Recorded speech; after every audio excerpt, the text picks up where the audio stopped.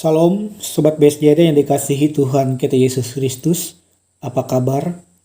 Semoga kita dalam keadaan baik-baik saja.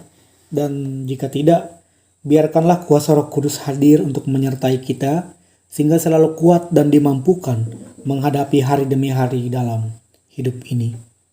Renungan bagi kita hari ini diambil dari Kisah Para Rasul, pasal 9 ayat yang ke-21, yang berbunyi demikian.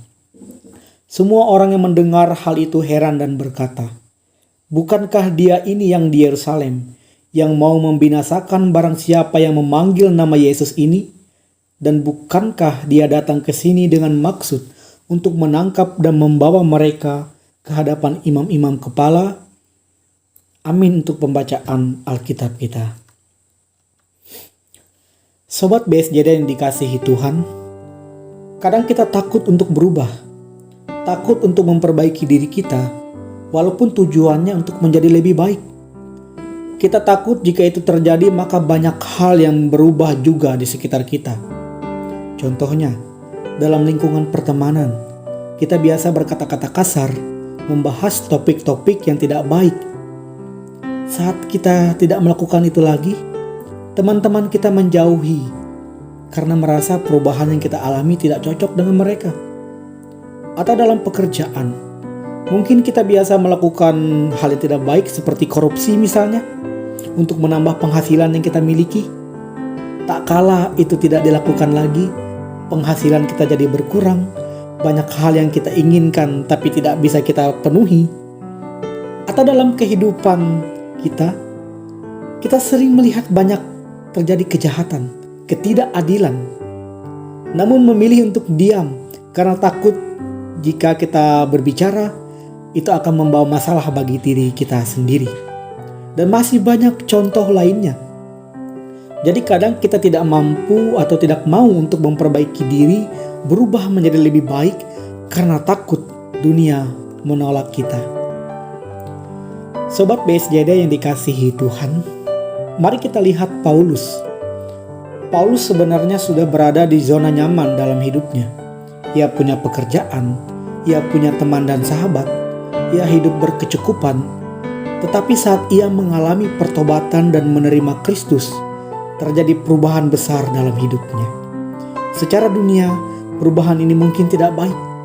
Dalam Kisah Rasul 9 ayat yang ke-21, ini memperlihatkan orang-orang kaget ketika mereka melihat Paulus yang dulunya membenci pengikut Kristus malah berubah menjadi pengikut Kristus itu sendiri.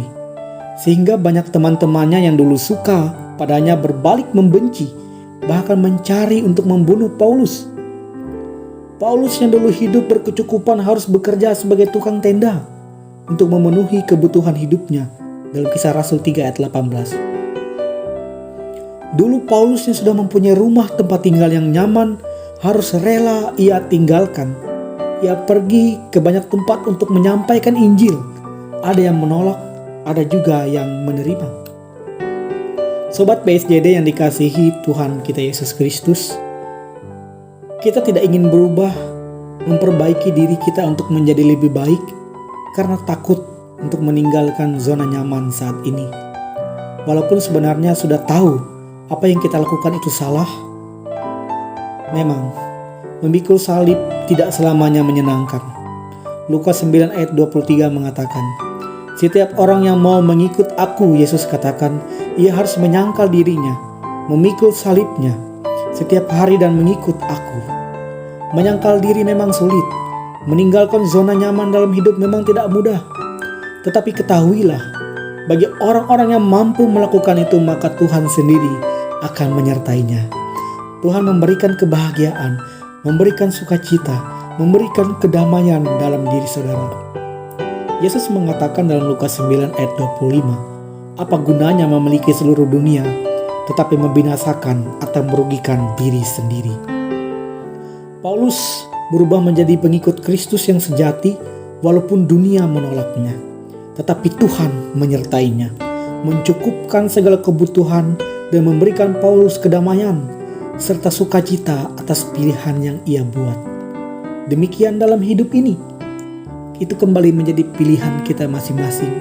Apakah ingin hidup dalam zona nyaman yang ditawarkan dunia ini, atau memikul salib dan menyangkal diri? Sobat BSJD yang dikasihi Tuhan, walaupun dunia menolak kita, Tuhan akan selalu menguatkan kita melalui kuasa Roh Kudus-Nya, sehingga kita tetap mampu untuk menjalani kehidupan ini. Biarlah renungan ini menjadi kekuatan bagi kita untuk menjalani kehidupan pada hari ini. Amin untuk renungan kita. Mari kita berdoa. Bapa Sorgawi, kami bersyukur dan berterima kasih atas firman-Mu yang boleh Engkau perdengarkan bagi kami hari ini.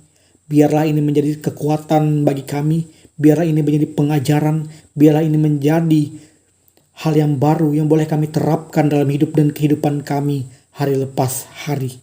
Bahwa dalam hidup dan kehidupan kami saat ini, kami harus melihat contoh nyata seperti Paulus yang mau menyangkal dirinya, yang mau meninggalkan zona nyaman dalam hidupnya untuk mengikut Engkau, untuk menyatakan kedamaian, untuk menyatakan kasih-Mu dimanapun berada. Demikianlah ya Tuhan dalam hidup dan kehidupan kami. Mampukan kami untuk selalu hidup benar di hadapan-Mu. Walaupun apa yang ditawarkan oleh dunia ini kadang membuat kami terlena, kadang membuat kami lupa pada Engkau. Tapi biarlah melalui kuasa Roh Kudus-Mu selalu mengingatkan kami, memperbaiki diri kami, merubah diri kami, sehingga kami menjadi tetap orang-orang yang layak di hadapan-Mu, menjadi orang-orang yang benar di hadapan-Mu. Kami yakin dan percaya ketika kami melakukan itu, walaupun dunia menolak kami, tapi Tuhan akan selalu menyertai, membimbing kami dengan kuasa dan penyertaan Roh Kudus-Mu. Sertai kami Tuhan dimanapun kami berada. Lindungi kami, jauhkan kami dari kuasa-kuasa roh jahat. Jauhkan kami dari berbagai hal yang ingin mengganggu iman percaya kami, yang ingin mengganggu kehidupan kami. Tapi Engkau datang, Engkau tutup bungkus kami dengan kuasa-Mu, sehingga kami dijauhkan dari semuanya itu. Engkau menjadi perisai pelindung bagi kami. Terima kasih Tuhan, terima kasih Bapa. Engkau melihat setiap keadaan kami dimanapun kami berada. Setiap keluh kesah masalah yang kami alami. Kami yakin dan percaya apapun yang kami alami itu tidak akan melebihi kemampuan kami manusia. Dan Engkau Tuhan kami yakin dan percaya akan selalu menyertai kami dalam setiap apapun yang kami lakukan dan kami kerjakan. Dan kami yakin dan percaya dengan iman kami bahwa Engkau akan menjawab, Engkau akan memperlihatkan jalan keluar atas setiap masalah yang boleh terjadi dalam hidup kami. Terima kasih Tuhan, terima kasih Bapa. Ini hidup dan kehidupan kami di dalam dan oleh Yesus Kristus Tuhan dan Juru Selamat kami berdoa. Amin.